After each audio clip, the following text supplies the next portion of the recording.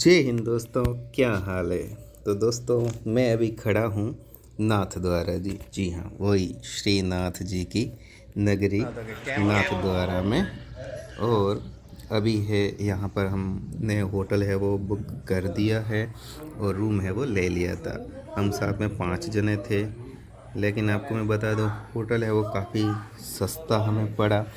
और 5 जनों के लिए मतलब भी 1400 रुपये में रूम है वो मिल गया था, एसी रूम, श्रीनाथ जी मंदिर के जस्ट निकट ही।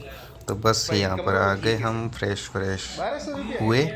उसके बाद वो प्लान किया आगे जाने का। दोस्तों, और बात बता दूं, अगर आप पहली बार इस वीडियो में आए हो तो ऑलरेडी एक वीडियो अपलोड हो चुका है और ये इस ट्रिप का दूसरा वीडियो है और आगे कंटिन्यू है वो वीडियो आएंगे। तो सब वीडियो है वो ज़रूर वॉच करें।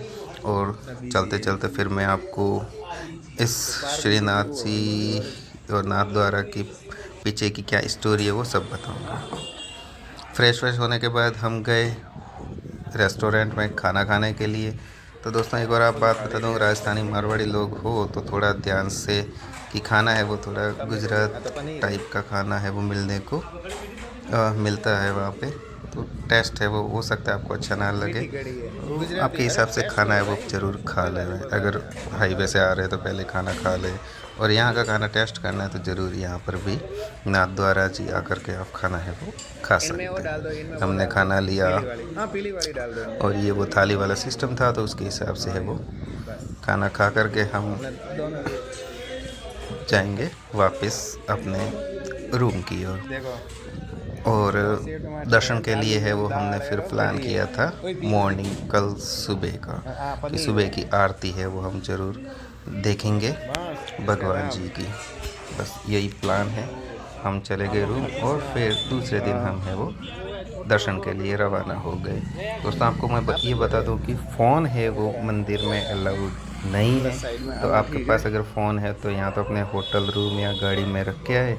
यहाँ फिर मंदिर के बाहर ही लॉकर बना रखे हैं, वहाँ पे आप है वो सिक्योरिटी के साथ फ़ोन है वो रख सकते हैं। ये बात रही फ़ोन की। और दूसरी थोड़ी इनके पीछे की क्या कहानी कथा है वो मैं आपको यहाँ चलते चलते है वो थोड़ी बता देता हूँ, ताकि आपको भी जानकारी मिले कि श्रीनाथ जी एक्चुअली क्यों फेमस है, रीज़न क्या है इसके लिए।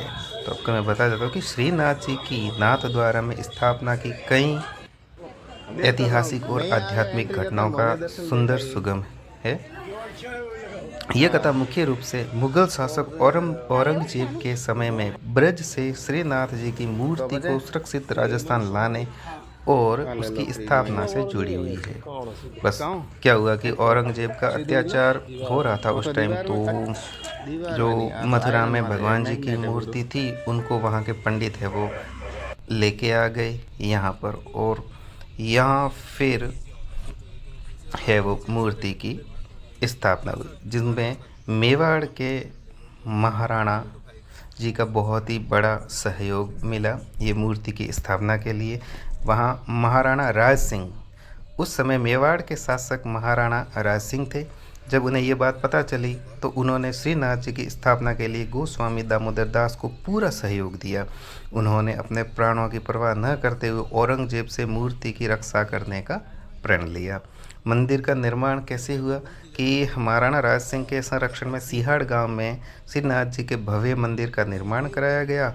इस मंदिर को किले नुमा महल के भीतर बनाया गया, जिसे श्रीनाथ जी की हवेली भी कहा जाता है। जी हाँ दोस्तों, आपको बता दो कि भगवान जी का जो मंदिर है ना, बिल्कुल ही एक राजशाही किले के जैसा मंदिर है।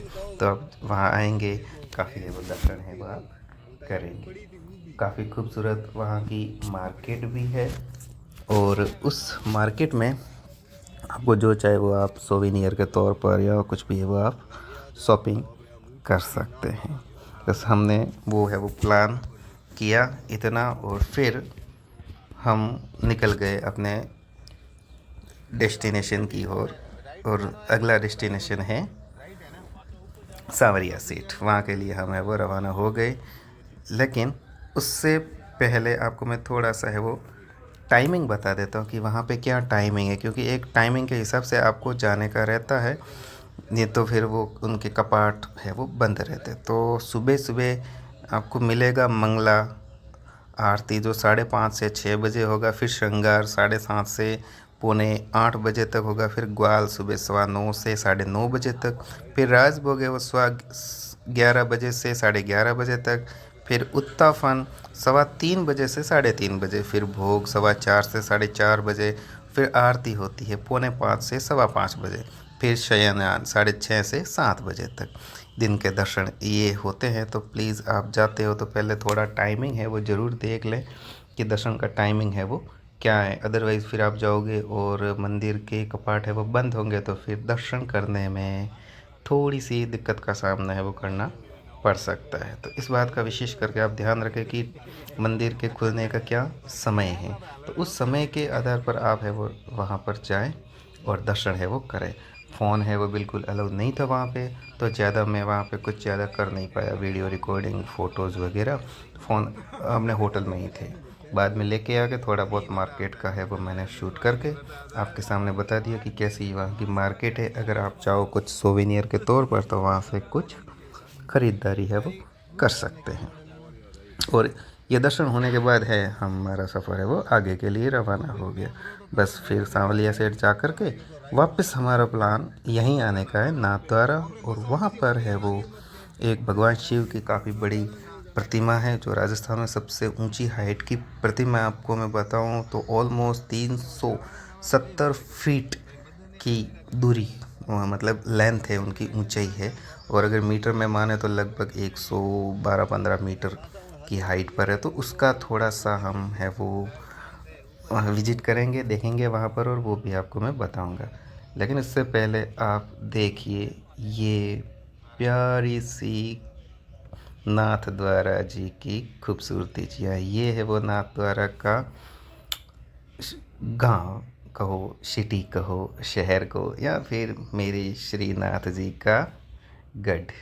जी हाँ, तो ये है वो नाथद्वारा सिटी। अब ऊपर से है वो गूगल अर्थ स्टूडियो का व्यू है वो देख सकते हैं। और फिर हमारा सफ़र है वो हुआ सांवलिया सेठ मंडपिया जाने का। तो मिलते हैं अगले वीडियो में, तब तक के लिए धन्यवाद।